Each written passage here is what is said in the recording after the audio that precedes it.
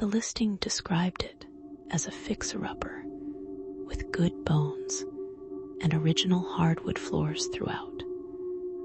That should have been enough to warn her away. But Claire had been searching for 3 months, and everything in her price range had been either condemned or crawling with problems she couldn't afford to fix. This house sat at the end of Ridley Court, separated from its neighbors by overgrown hedges that had grown wild and tall, creating a natural barrier between the property and the rest of the street. The gravel driveway hadn't been maintained in what looked like years, weeds pushing up through the stones in stubborn clusters. The realtor had keys, but didn't stay long after unlocking the door. She handed them over in the front yard, mentioned something vague about another appointment across town, and left before Claire could ask about the windows. They were clean, too clean. Every single pane was spotless, almost reflective, despite the weeds choking the foundation and the moss creeping steadily up the siding in green-gray patches. Claire noticed, but didn't dwell on it. She had measurements to take, photos to capture for her records, a contractor meeting scheduled for the following Tuesday. She unlocked the front door and stepped inside, pulling it closed behind her with a solid click. The interior smelled faintly of dust and something else she couldn't quite identify. Not decay or mildew. Something dry and patient, like old paper left in sunlight. The floors were hardwood as promised, scuffed and worn, but structurally intact.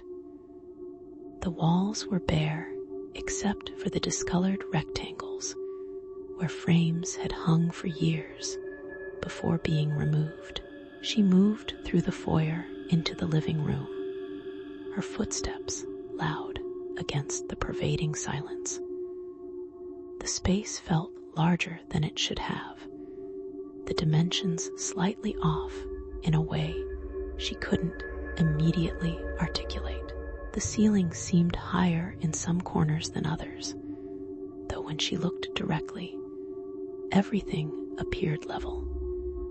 She took out her phone and began snapping pictures methodically. Wide shots first to capture the overall space, then corners, outlets, the baseboards, the crown molding. She was thorough by nature. She'd learned to be after her last apartment fell through due to undisclosed water damage.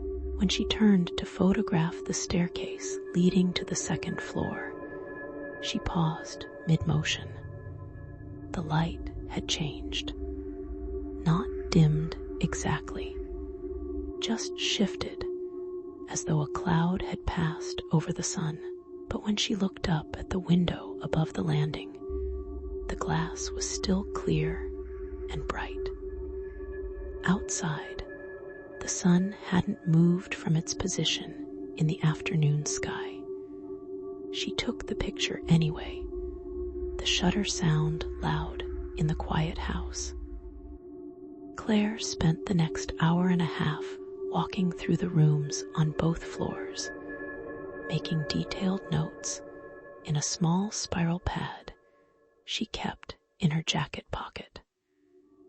The kitchen needed appliances, all of them, since the previous owner had stripped everything.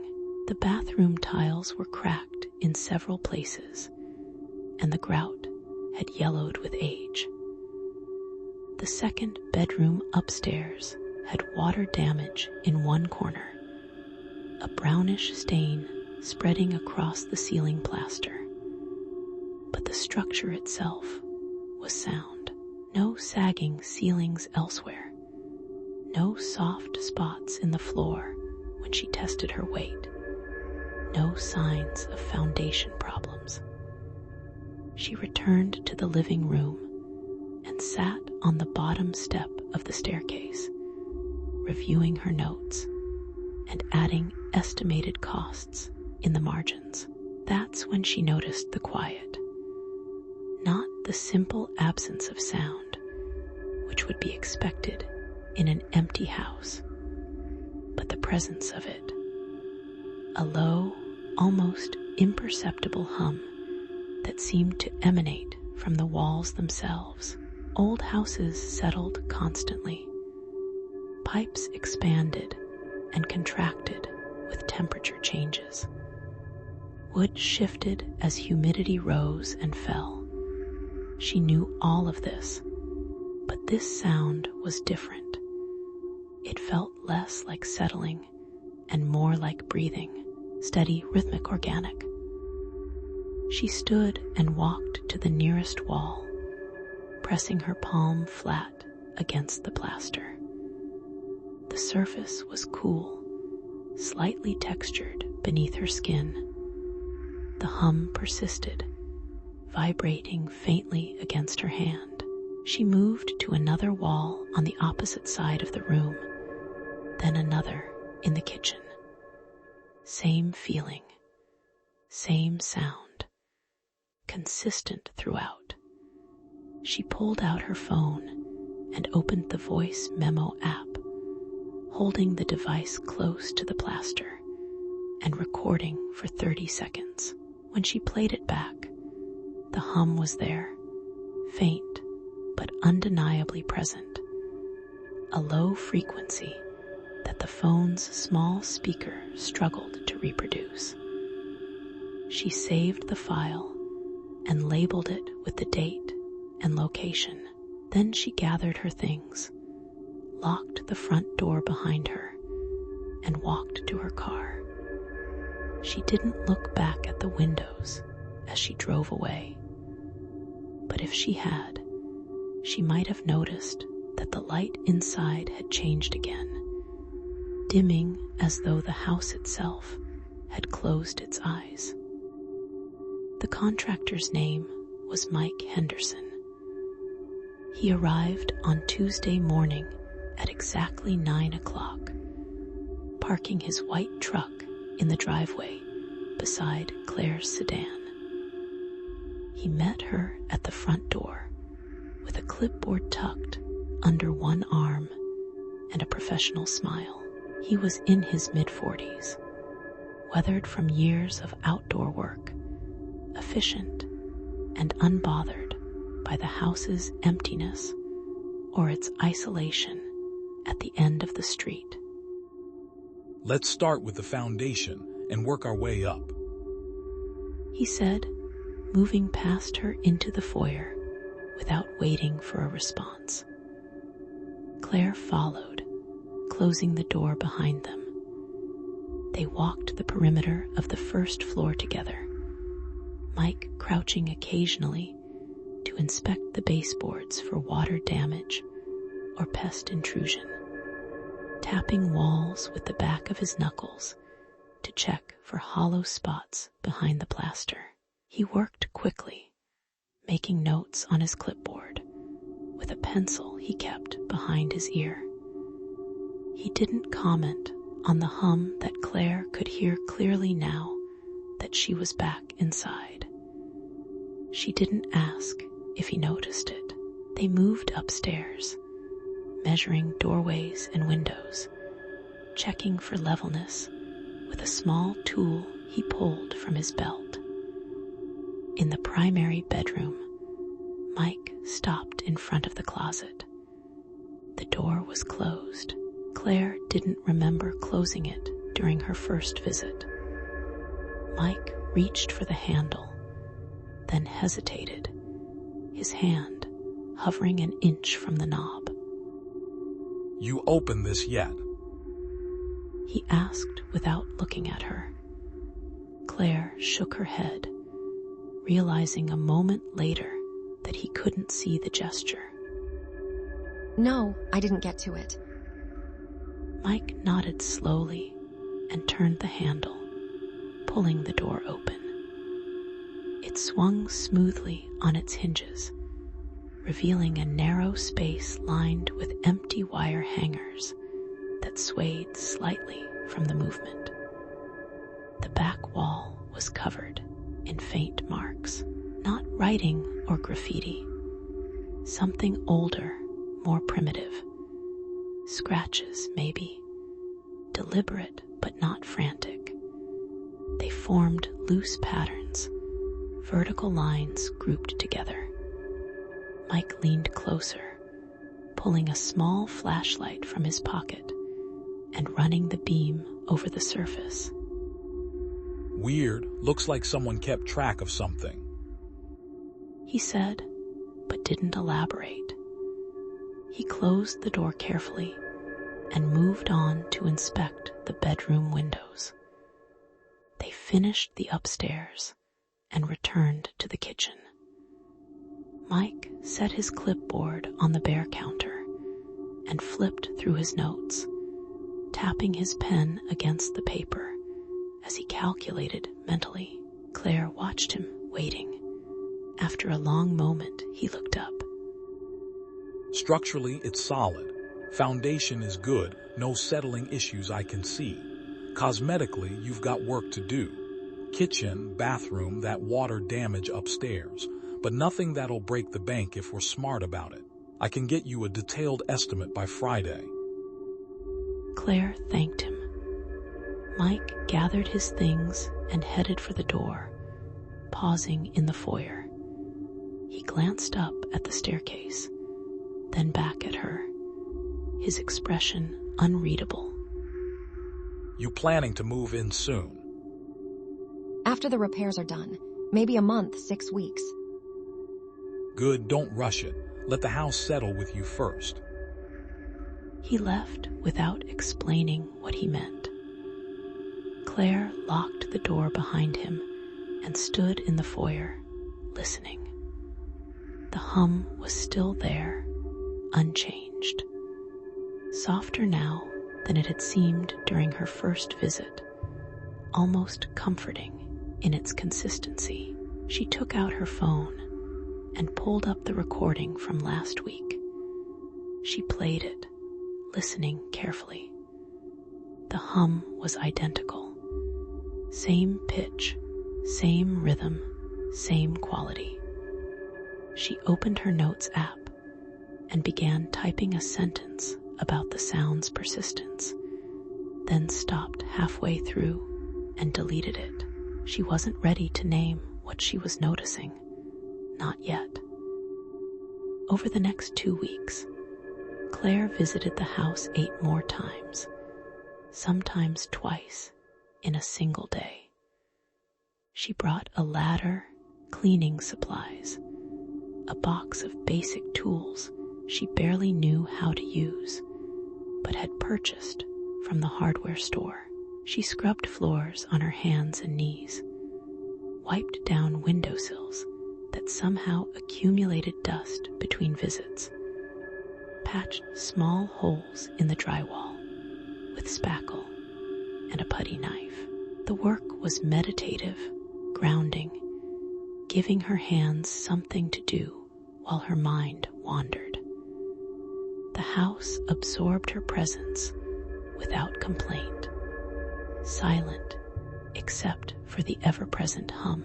But small things accumulated in her awareness, details that individually meant nothing, but together formed a pattern she couldn't ignore. The temperature inside never quite matched the weather outside. On warm days when the sun beat down on the roof, the rooms stayed cool and comfortable. On cold days, when frost covered the front lawn, the interior held a faint warmth that had no visible source. The windows, still impossibly clean despite her never washing them, fogged over when she stood too close, as if responding to her breath. She tested this once, deliberately exhaling against the glass in the upstairs hallway, watching the condensation form in an opaque circle. It faded within seconds, evaporating faster than physics should allow. She didn't mention any of this to anyone, not to Mike, who returned with a detailed estimate and started work on the kitchen the following Monday.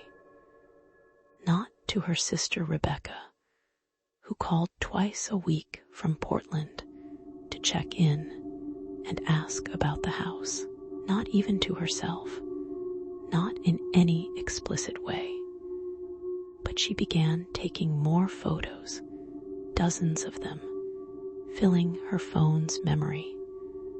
Not of the house's architectural features or the progress of repairs, of its responses, the way shadows fell at odd angles that didn't match the sun's position, the way dust seemed to gather in deliberate patterns on the floor rather than settling randomly. She labeled each image with a timestamp and location, building an archive. She didn't know what she was documenting, only that it felt necessary, important, like evidence she might need later. The first time the house responded overtly, unmistakably, Claire was alone in the living room.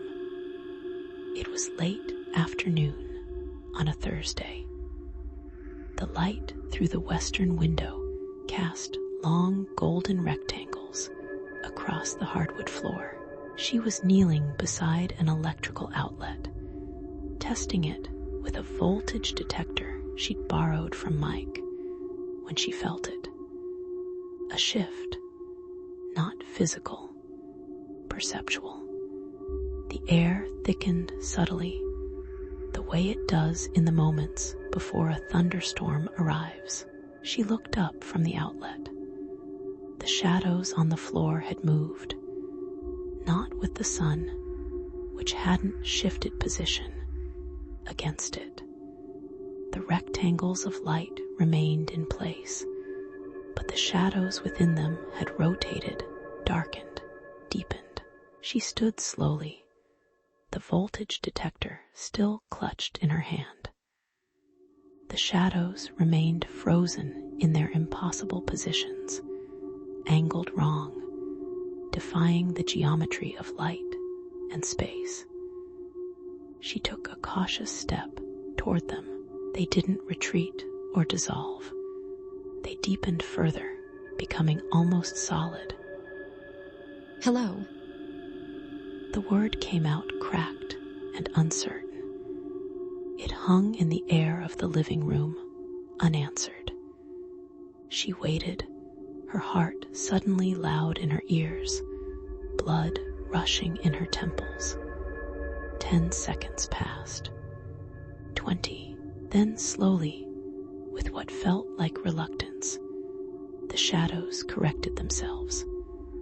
The light resumed its natural progression across the floor. Everything looked normal again. Claire grabbed her bag and left immediately, walking quickly to her car, forgetting to lock the front door behind her. That night, she sat at her kitchen table with her laptop open, reviewing the photos she'd taken over the past weeks. She discovered she'd taken one just before the shadows moved, though she had no memory of raising her phone. But there it was, time-stamped at 4:47 p.m. The image showed the living room, the western window, the rectangles of light on the floor, and in the corner, barely visible, a darker patch that didn't correspond to any object in the room. She zoomed in until the pixels became visible. The patch had edges, clean, defined edges. She compared it to the photo she'd taken the previous week from approximately the same angle. The patch wasn't present. She opened the image properties and verified the timestamp matched her memory. She closed the laptop and tried to sleep, but woke repeatedly throughout the night. The hum somehow audible even here, miles away from the house. Mike finished the kitchen renovation on a Thursday 3 weeks later. Claire met him there to inspect the completed work. New cabinets in a warm cherry finish, refinished countertops in neutral granite, updated fixtures that gleamed under the overhead light. It looked good, functional, normal, exactly what she'd asked for. Mike was clearly pleased with himself, proud of the transformation. Turned out better than I thought it would. You've got a good space here now, real potential. Claire agreed, nodding, smiling. She paid him the remaining balance, thanked him for the quality work, and walked him to his truck. As he drove away with a wave, she returned to the kitchen and stood in the center of the newly renovated room. The hum was louder here than anywhere else in the house. She'd grown used to it over the past weeks, the way you grow used to tinnitus, or the sound of your own breathing, or the hum of a refrigerator. It had become background noise, barely noticeable. But now, with the new cabinets installed and the counters bare and clean, the hum had structure. It wasn't random ambient sound. It pulsed, slowly, deliberately, rhythmically, like a heartbeat. She pressed her hand flat against one of the new cabinets. The wood was warm, warmer than room temperature, almost body temperature. She pulled out her phone and opened the voice memo app again, holding the device close to the cabinet surface and recording for a full minute. Then she played it back, volume turned up to maximum. The hum was there, clear and rhythmic, but underneath it, barely audible even at full volume, something else. A pattern, a structure. She replayed it 3 times, then 4, listening intently. It wasn't language. It wasn't mechanical. It was organic, breathing, definitely breathing. Not hers, not Mike's, the house itself. She left immediately and didn't return for 4 days. During that time, she tried desperately to convince herself she'd imagined it, that she was exhausted and overstimulated and projecting meaning onto random ambient sounds. Houses made noises. Old structures groaned and whispered constantly. Pipes knocked when water ran through them. Foundations settled as the ground shifted beneath them. Wood expanded and contracted with humidity changes. She knew all of this. She almost believed her own explanations. On the 5th day, she went back, telling herself it would be fine, that she'd been irrational. The front door was unlocked. She was absolutely certain she'd locked it. She always locked it, checking the handle twice before leaving. She pushed it open slowly, standing on the threshold. The foyer was dim, afternoon shadows gathering in the corners.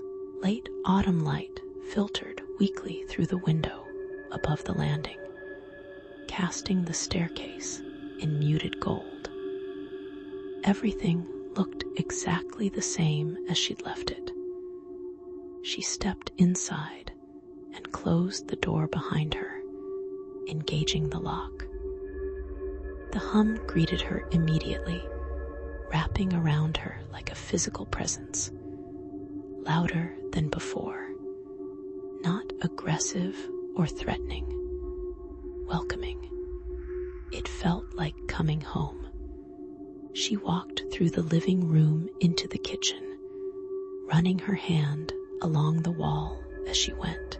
The cabinets were exactly as Mike had left them, nothing disturbed. But the air felt different, expectant, anticipatory. She set her bag on the counter and looked around slowly. Nothing had moved. Nothing was out of place, but the house felt occupied, inhabited. She walked to the sink and turned on the faucet. Water flowed smoothly, clear and cold. She let it run, watching it spiral down the drain in a perfect vortex. When she turned it off, the silence that followed was absolute. The hum had stopped completely. She turned slowly, deliberately, scanning the kitchen. The walls were still, the light unchanged. But the absence of the hum was louder than its presence had ever been. It left a void in the air, a pressure in her ears. She waited, barely breathing. 10 seconds, 20, 30. Then it returned, softly at first, building gradually, layer by layer, until it reached its previous volume. Relief flooded through her body, and she hated herself for feeling it. She left the kitchen and climbed the stairs, gripping the banister. The primary bedroom door was open. She was certain, absolutely certain, she'd closed it last time. Inside, the closet door was also open. She approached it cautiously, her heart rate increasing with each step. She peered into the narrow space. The scratches on the back wall were more visible now, not because the light had changed, because there were more of them, many more. Claire stepped closer, reaching out to touch the marks with trembling fingers. Her fingertips grazed the surface, tracing the shallow grooves. They'd been made with something blunt, not claws, not tools, fingernails, human fingernails. The pattern was deliberate, organized. Vertical lines grouped in sets of 5, with a diagonal line crossing each group. Tally marks. She counted them carefully, running her finger from left to right, top to bottom. 47 groups, 235 individual marks. Someone had been counting something for a very long time. She pulled her hand back quickly and turned away, closing the closet door firmly, hearing the latch click. When she returned downstairs, the front door stood wide open. She was absolutely certain she'd closed it. She'd locked it. She'd tested the handle.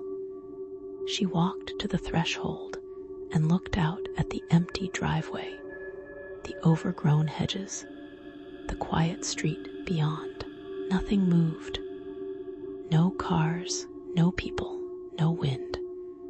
She closed the door again, locked it, tested the handle twice, and turned back to face the foyer. The house was watching her. She knew it now with absolute certainty. Not with eyes, because it had none. With something older, more fundamental than vision, awareness without anatomy, consciousness without biology. She walked to the center of the living room and stood perfectly still, deliberately making herself visible. The hum continued, steady and low and eternal. She took out her phone and opened the camera app. She held it up at arm's length, framing the room in the screen. Before she could press the shutter button, the screen flickered violently. The image distorted, pixels scrambling into random patterns of color and noise. She lowered the phone. The screen cleared immediately, showing her home screen. She raised it again, opening the camera. Same distortion, same scrambling. She tried 3 more times, each with the same result. The phone worked perfectly until she tried to photograph the room. She switched to video mode. Same result, static and noise. She put the phone away. What do you want? She said aloud, her voice sounding small and strange in the empty room. The hum didn't change in pitch or volume. No voice answered. No sound responded. But the temperature dropped noticeably, not dramatically, not like a blast of cold air. Just enough to notice. Just enough to raise goosebumps on her arms. She wrapped her arms around herself and waited, watching her breath begin to mist faintly in front of her face. The cold intensified steadily for maybe 30 seconds. Then, just as suddenly as it had begun, the warmth returned. The house had responded, not with words or sounds, with sensation, with change. It was teaching her its language, showing her how to communicate. Claire began visiting every day after that. She brought a new notebook, a better pen, recording equipment she ordered online and had shipped to her apartment. She documented everything meticulously, temperature fluctuations measured with a digital thermometer, light anomalies photographed when the camera would allow it, the precise times when the hum shifted pitch or rhythm. She mapped the house room by room, creating a detailed floor plan and noting which spaces reacted most strongly to her presence. The kitchen was the most responsive by far. The living room came second. The upstairs hallway seemed neutral, almost dormant, barely reacting at all. But the primary bedroom was different, active, insistent, demanding attention. She avoided it when she could, spending most of her time on the first floor. One evening in late November, she stayed past sunset. She hadn't planned to. Time had gotten away from her while she was taking measurements in the kitchen. But the light through the western window was too compelling to leave, painting everything in shades of amber and gold. She sat on the living room floor, back against the wall, watching the last of the daylight fade gradually. The house grew darker around her minute by minute, shadows pooling in corners, spreading across the floor. She didn't turn on any lights. She wanted to see what the house would do in darkness. The hum deepened as the shadows settled. She felt it in her chest now, a low vibration that seemed to match her heartbeat exactly. She closed her eyes and focused entirely on the sensation. It was almost comforting, almost intimate. When she opened her eyes several minutes later, the room was no longer dark. A faint glow emanated from the walls themselves. Not bright, not like electric light, just enough to see by, enough to distinguish shapes and surfaces. She stood slowly, carefully, turning in place. The light was uniform, sourceless, coming from everywhere and nowhere. It didn't cast shadows because it wasn't directional. It simply existed, ambient and impossible. She walked to the nearest wall and pressed both palms flat against it. The surface was warm, distinctly warm, pulsing faintly under her touch like living skin. She leaned closer, resting her forehead against the plaster. The vibration moved through her skull, down her spine, through her entire body.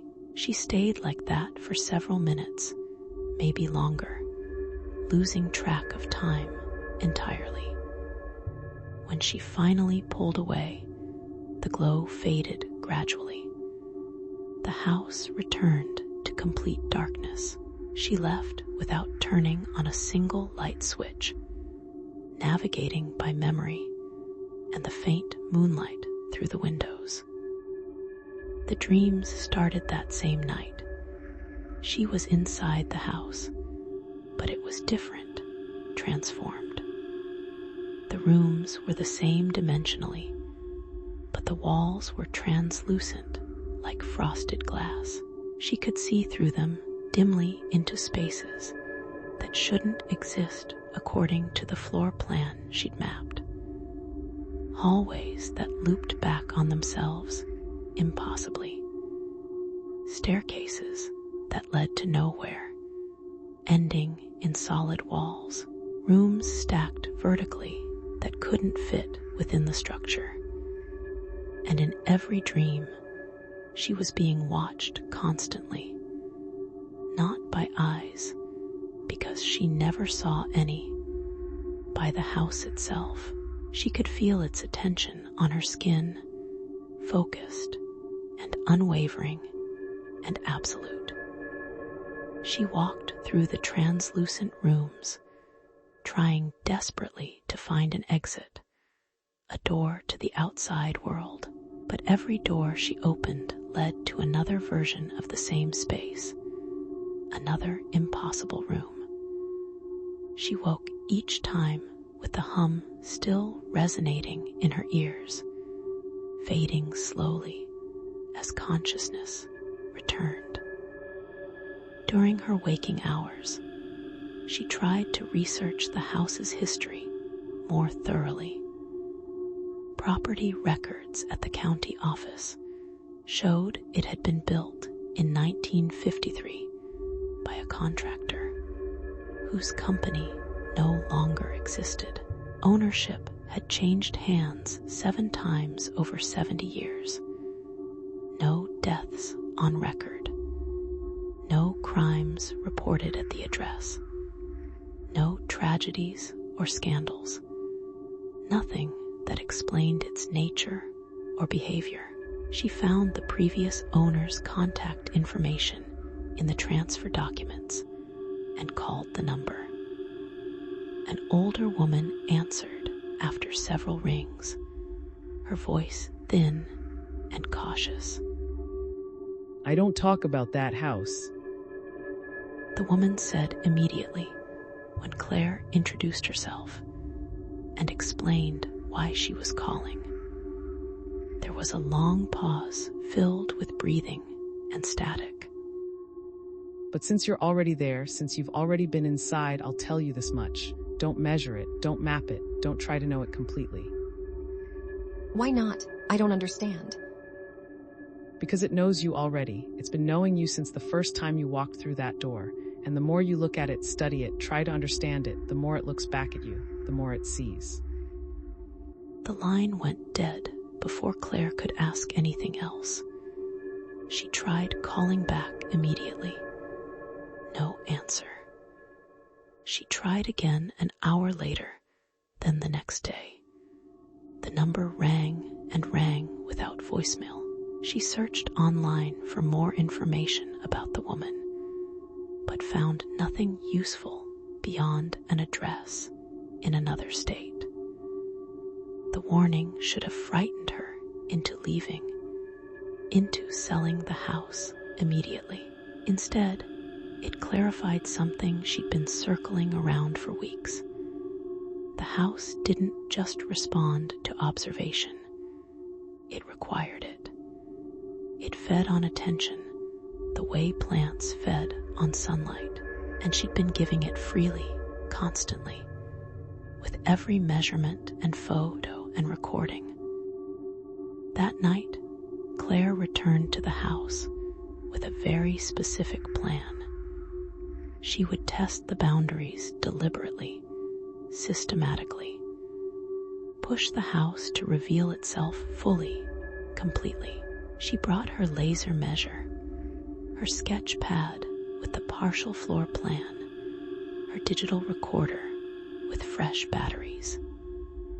She started in the living room, measuring walls precisely, recording dimensions in her notebook.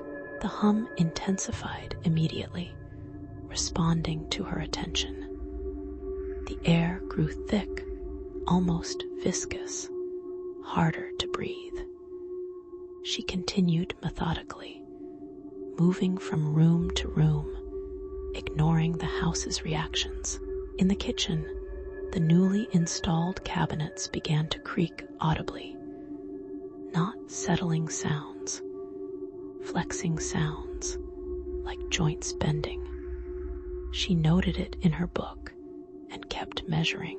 Upstairs, the hallway lights flickered rapidly despite no bulbs being installed in the fixtures.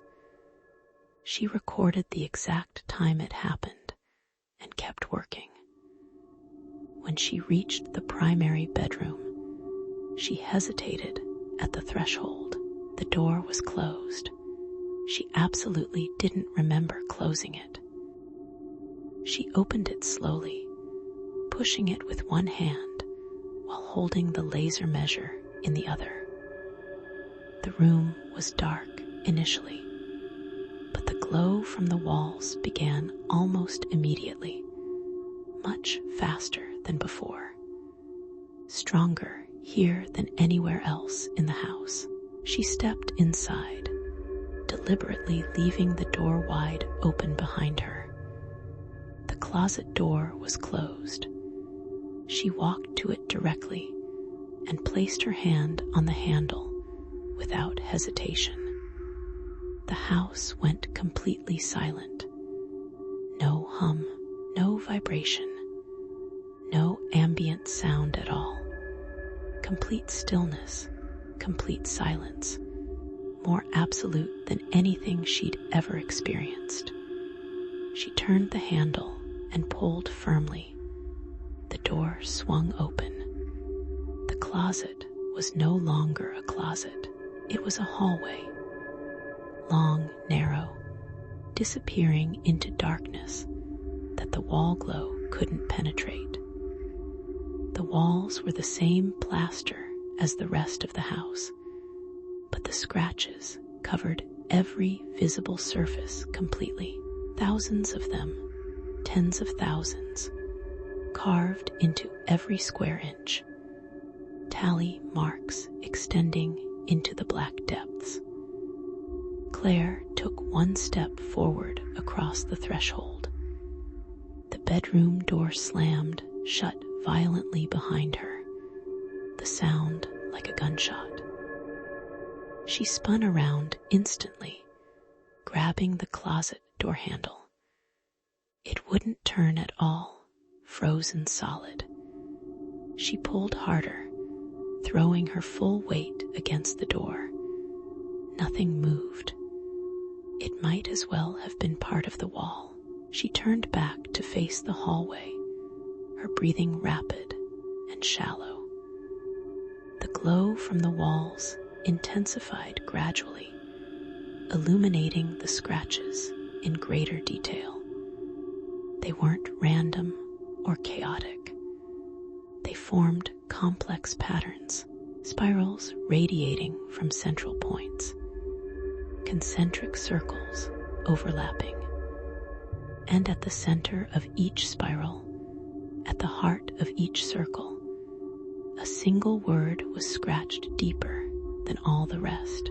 Seen, she backed away from the door instinctively, moving deeper into the hallway.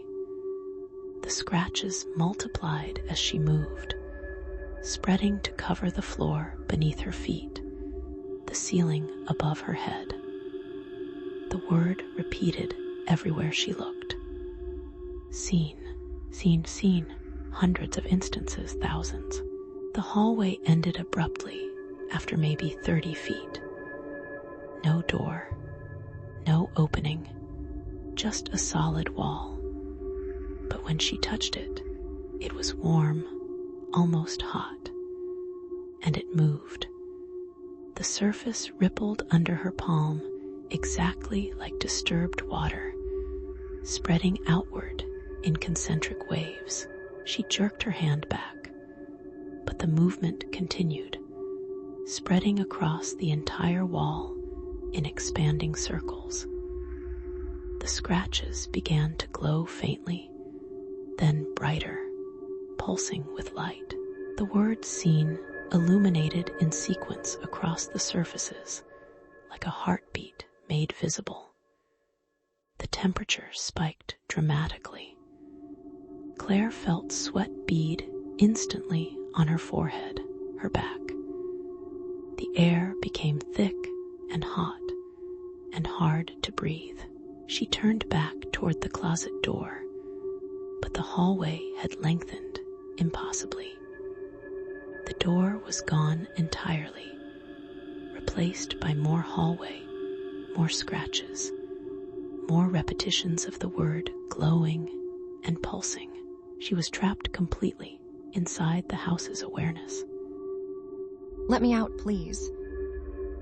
She said, her voice surprisingly steady despite the panic rising in her chest and throat. The walls pulsed brighter in response, the glow almost blinding. The hum returned, not gradually, but all at once, deafening. It wasn't coming from the walls anymore.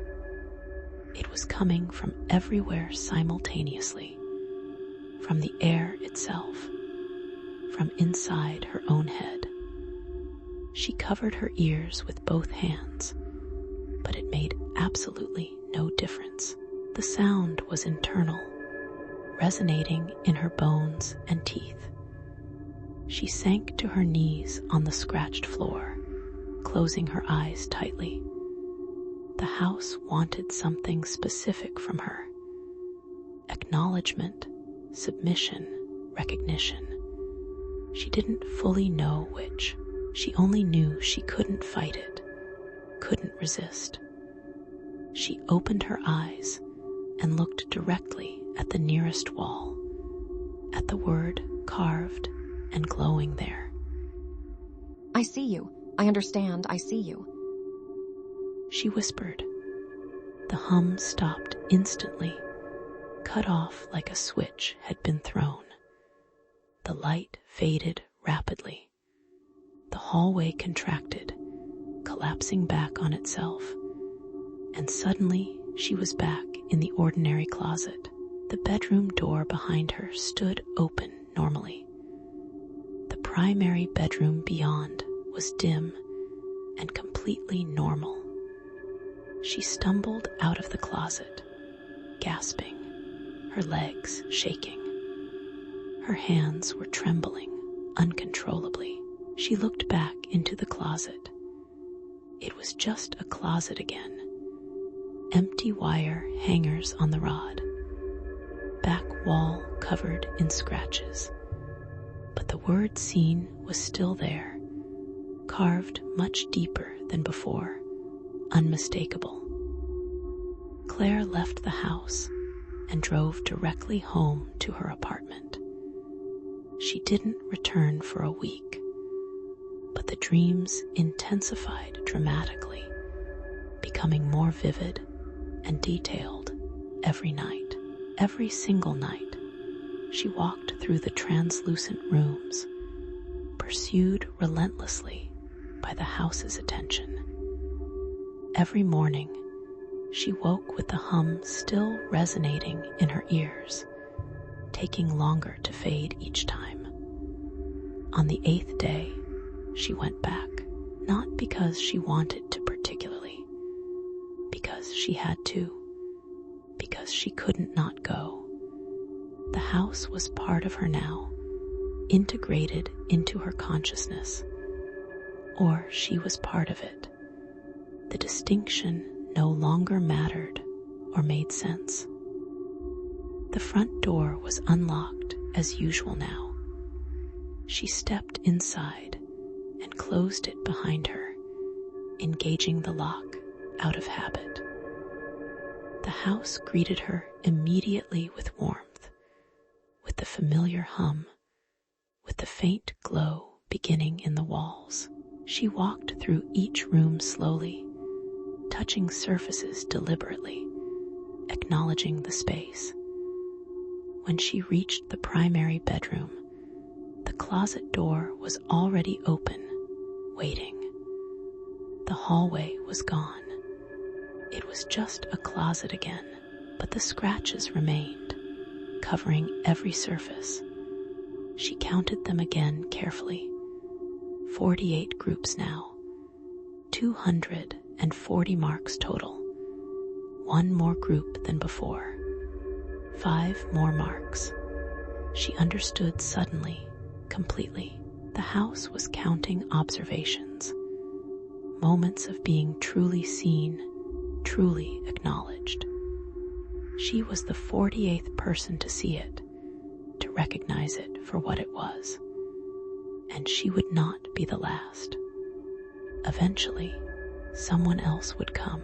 Someone else would notice and understand, and become trapped in the exchange of attention.